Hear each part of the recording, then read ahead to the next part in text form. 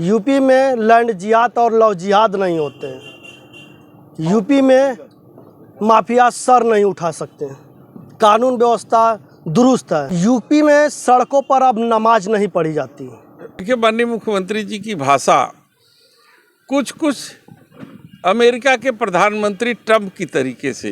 राम मंदिर में हमने कहा था कि राम लला हम आएंगे, मंदिर वही बनाएंगे, और राम मंदिर का भी जिक्र उन्होंने किया और कहा कि हमने बनाया। और ये लोग भगवान से भी ऊपर हो गए हैं।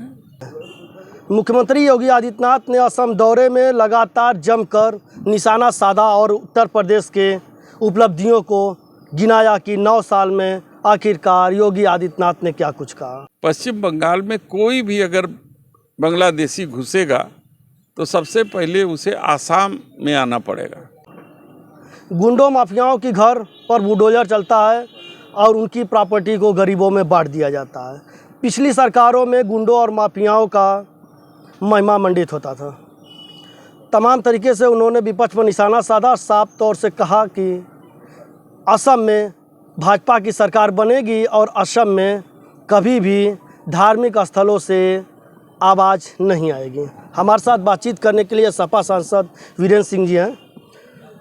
सांसद जी, जैसा कि आपने देखा कि असम दौरे पर मुख्यमंत्री योगी आदित्यनाथ पहुंचे थे, उन्होंने साफ तौर से कहा कि यूपी में अब लव जिहाद नहीं होते, माफिया हावी नहीं है, सड़कों पर नमाज नहीं पढ़ी जाती, धार्मिक स्थलों से अब आवाज़ नहीं आती, जबकि पिछली सरकारों में सब कुछ संभव था। मतलब आपकी सरकारों में जो असम में इन्होंने बयान दिया, इसको लेकर क्या कहेंगे आप? समाज और धर्म विशेष के लोगों को टारगेट करते हैं। देखिए, माननीय मुख्यमंत्री जी की भाषा कुछ अमेरिका के प्रधानमंत्री ट्रंप की तरीके से आती है। जैसे ट्रंप लगातार घोषणा एक तरफा करते हैं और ज़मीन पर देखेंगे तो ईरान उनको खदेड़े हुए है। तो हमारे मुख्यमंत्री जी भी ट्रंप के राह पर चल रहे हैं। समय आएगा तो इसका परिणाम भी मिलेगा। अखिलेश यादव खदेड़ेंगे? मतलब निश्चित रूप से जनता खदेड़ेगी। अच्छा, अखिलेश यादव लड़ेंगे। तो जो ये बयान दिए हैं असम में, वो तो दावा करने जा रहे हैं। उन्होंने चुनाव प्रचार में साफ तौर से कह दिया कि अब जिस तरह से उन्होंने कहा है कानून व्यवस्था को लेकर, धार्मिक स्थलों को लेकर, तो क्या लगता है कि अब असम में फिर से भाजपा सक्रिय हो जाएगी? देखिए, इन लोगों ने जिस तरीके से इलेक्शन कमीशन से मिलकर के बेईमानी करने का मन बनाया है, आपने देखा कि घुसपैठिए के नाम पर जिस तरीके से वहाँ पर जनता के बीच में एक भ्रम फैलाने की कोशिश की है। जनता जागरूक है और इसका जवाब वहाँ पे देगी।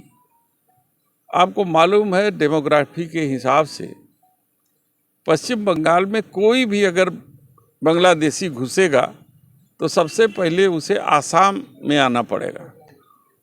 आसाम में होकर के ही वो बांग्लादेश जाता है।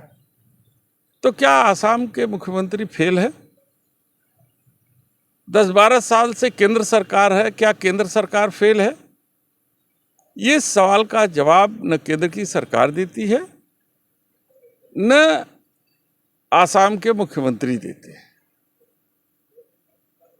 और इस तरीके का उलूल जुलूल बयान दे करके जनता को भ्रमित करने की कोशिश करते हैं, लेकिन इसका जवाब उनको मिलेगा।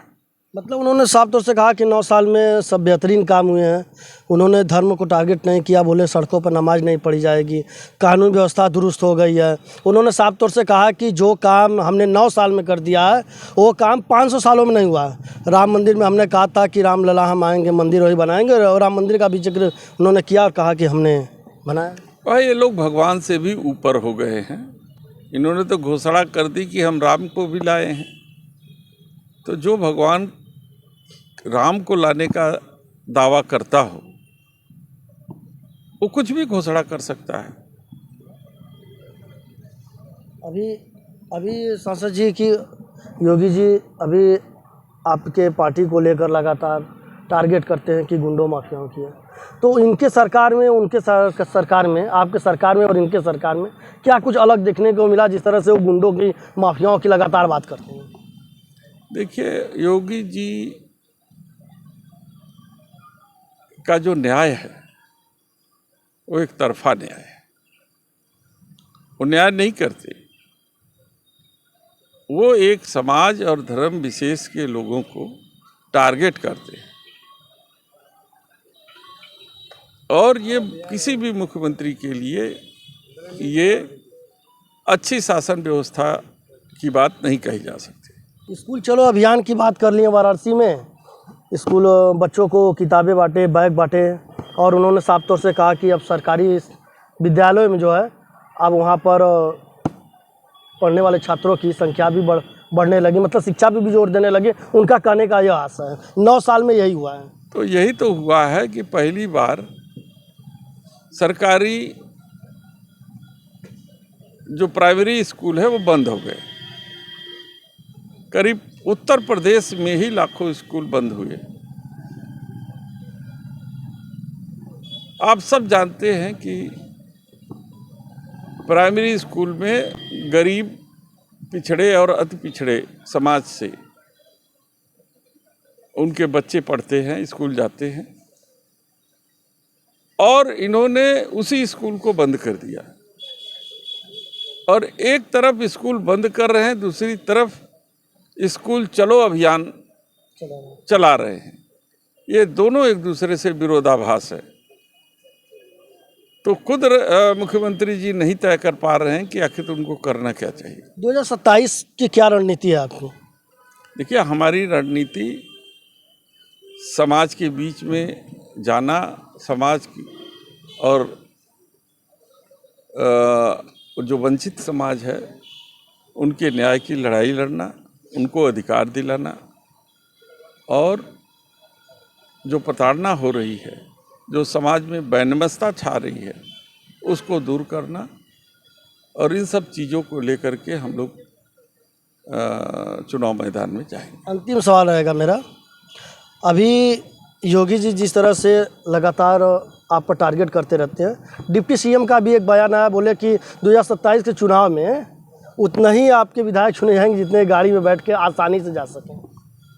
आपको मालूम है कि डिप्टी सीएम चुनाव हार गए थे, तो जो खुद चुनाव हार जाए वो दूसरे को क्या जो है शिक्षा देगा कि हम कितना आएंगे। तो ऐसी परिस्थिति में ये लोग केवल बयानवीर हैं और बयानबाजी करते हैं, इससे ज़्यादा कुछ नहीं। अभी आपको बता दूं कि भाजपा सरकार में सिर्फ बयानबाजी चल रही है, बयानवीर हैं, ये कहना है सपा सांसद का। मनीष जायसवाल, एक खबर भारत, वाराणसी।